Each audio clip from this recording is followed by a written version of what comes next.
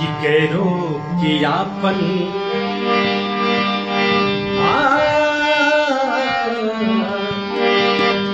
कि गैरों के आपन बनावे ले अखिया कि नैया के रस बरसावे ले अखिया गैरों के आपन बनावे ले अखिया नैया के रस बरसावे ले अखिया गैरों के आपन।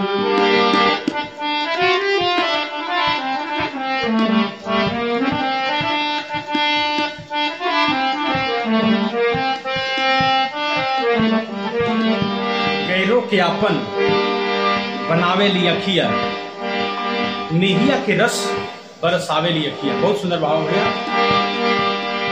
अखिए तो प्यार के निशानी हवे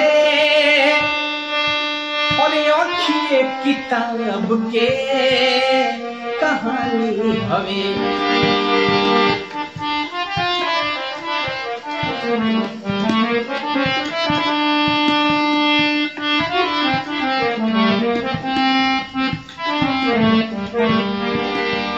अखिया तो प्यार के निशानी हवे और अखिए किताब के कहानी हवे।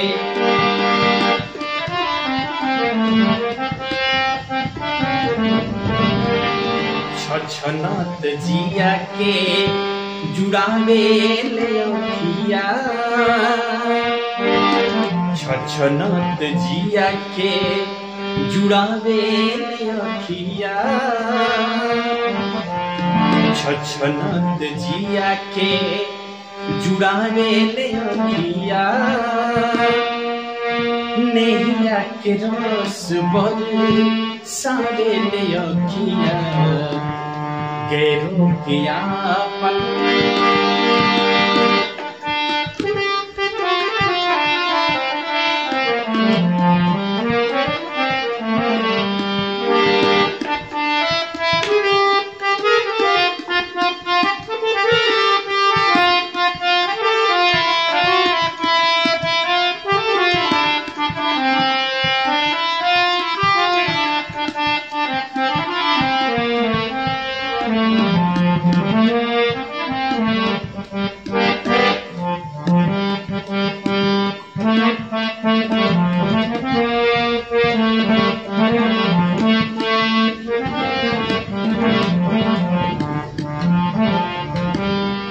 अखिए के कारण ईमान जला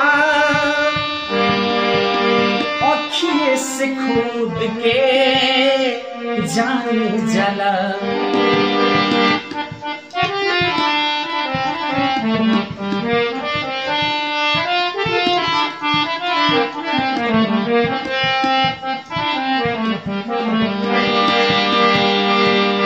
अखिए से ईमान जाला और अखिए से अखिए के कारण जान भी जाला। कैसे? अखिए के कारण ईमान जाला और अखिए से खुद के जान जला।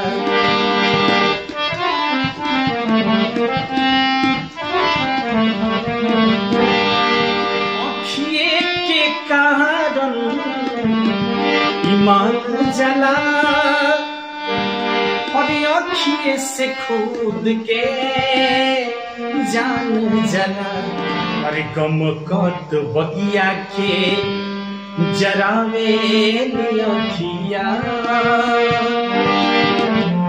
गम कत बगिया के जरावे ले अखिया कि नैया के रस बरसावे ले अखिया गैरों के आपन बनावे ले अखिया नैया के रस बरसावे ले अखिया गैरों के आपन।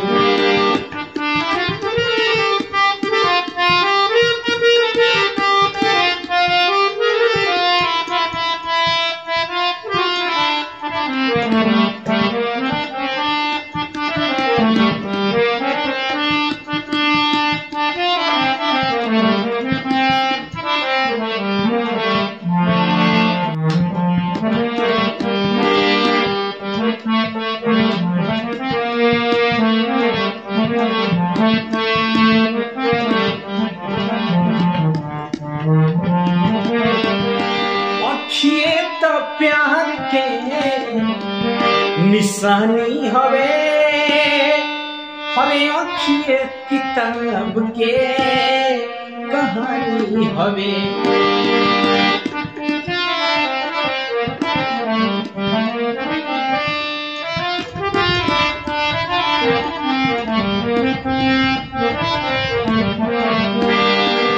अखिए तो प्यार के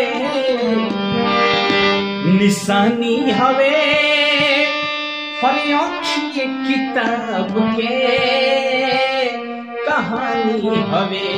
अरे छछनत जिया के, छछनत जिया के जुड़ावे ले अखिया नैया के रस बरसावे ले अखिया गैरों के आपन बनावे ले अखिया नैया के रस बरसावे ले अखिया गैरों के आपन। तो जय हिंद साथियों, आप सभी कैसे हैं? मैं उम्मीद करता हूं कि आप सभी स्वस्थ होंगे। साथियों, आप सभी को यदि वीडियो अच्छा लगे तो आप सबसे अनुरोध होगा कि आप चैनल को जरूर सब्सक्राइब कीजिएगा और अच्छे अच्छे गाने आपको इस चैनल के माध्यम से मिलते रहेंगे। चलिए, आज तक के लिए इतना ही। आप स्वस्थ रहें, मस्त रहें। बहुत बहुत धन्यवाद वीडियो में बने रहने के लिए।